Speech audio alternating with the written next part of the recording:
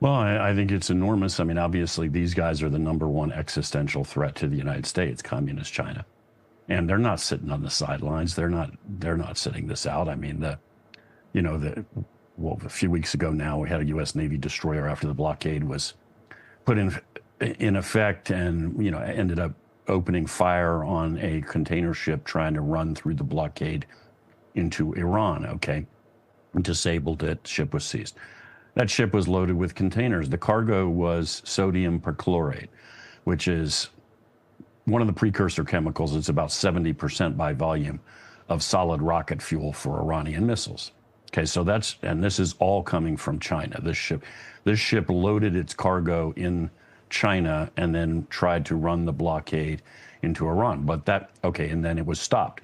But the thing is, the Chinese have run, I've lost track now. They ran a whole bunch of other such vessels loaded with material to help the Iranians in their war effort into Iran before we imposed the blockade. So the Iranians are shooting at us, trying to kill our people, and they're using missiles that the Chinese are fueling. And the Chinese are providing all sorts of other stuff to them too.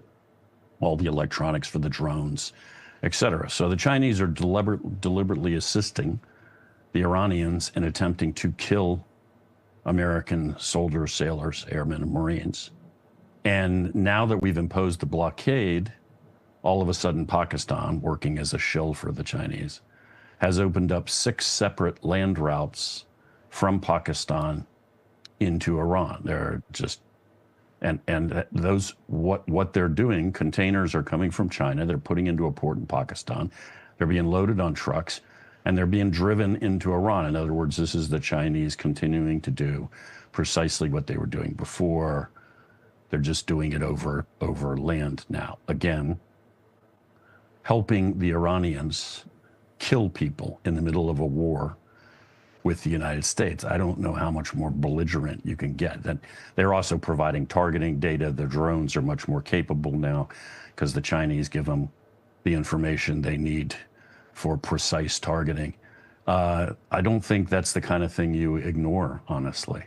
I mean, I don't think the president ought to go to China while this is going on. And frankly, any Chinese entity that comes within 10 miles of this activity ought to be sanctioned. And I don't mean like customs duties. I mean, like, you don't do any business with the United States and you don't touch our banking system. We're in a fight now. Whether we should have started the war at this time or not, we're in a fight. We got to win, and we're not going to win by half measures.